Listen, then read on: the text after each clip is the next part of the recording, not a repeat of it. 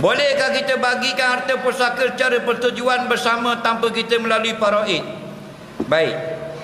Dia nak bagi harta ikut faraid ke persetujuan bersama. Dengar baik-baik. Nombor satu sekali, bila ayah mati meninggalkan harta, siapa dapat? Hak tu kena faham dulu. Nak bagi dengan siapa? Dia kata boleh tak bagi harta sesama kita, suka-suka. Dah siapa mu? Yang dapat harta ialah waris saja. Batu keluarga bukan semua waris. Saudara mara tak semua waris. Jangan suka-suka hati cakap siapa tu? Waris aku. Salah. Bukan waris, itu bapa saudaramu. Warismu bapakmu. Bila kita ada ayah, pak saudara dapat tak pusaka? Tak dapat. Bukan waris. Itu anak beranak kita. Waris ni siapa? Orang yang kalau kita mati, mereka dapat harta kita. Itu waris.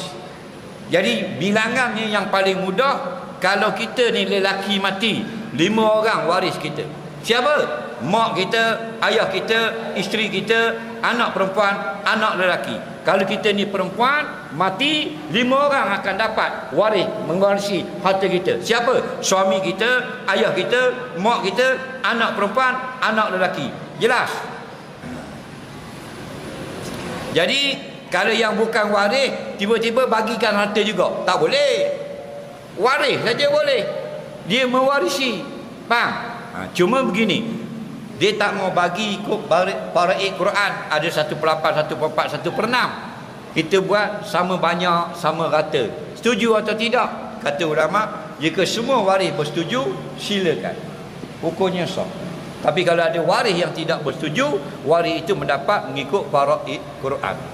Okey?